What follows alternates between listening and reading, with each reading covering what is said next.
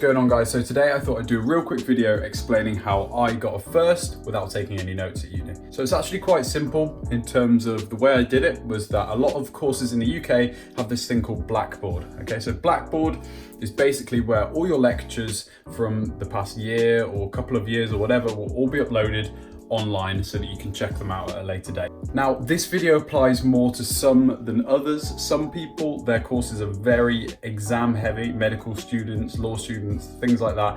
They're gonna have a lot of exams, so therefore you will need to take notes and you will need to revise.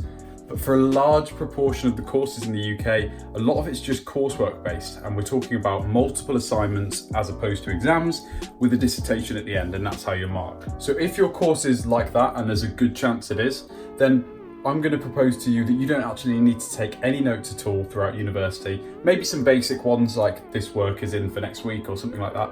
But in terms of actual lecture content, I don't want you to take any notes, and I think you could benefit from that. So this obviously does vary based on what kind of learner you are. But for me, the way that I found I could not take any notes and still get a first was that in each lecture, I found myself taking notes, but when I kind of looked up and engaged in the lecture and asked questions and really kind of focused on what the lecturer was talking about, a lot more of that information actually sunk in than from when I was just writing it down. And it got me thinking, why am I writing it down? If all the information is available to me at a later date and I can go home and check it out online, why am I taking notes in a lecture when I could just be taking in that information by listening to what the lecturer has to say? So that's exactly what I did. Past a couple of months in first year, for the rest of my university career, I simply just listened to what the lecturer had to say, didn't take any notes, and I was much better off for it. I actually found that lots of the resources I needed for my assignments were actually just through academic journals on Google Scholar,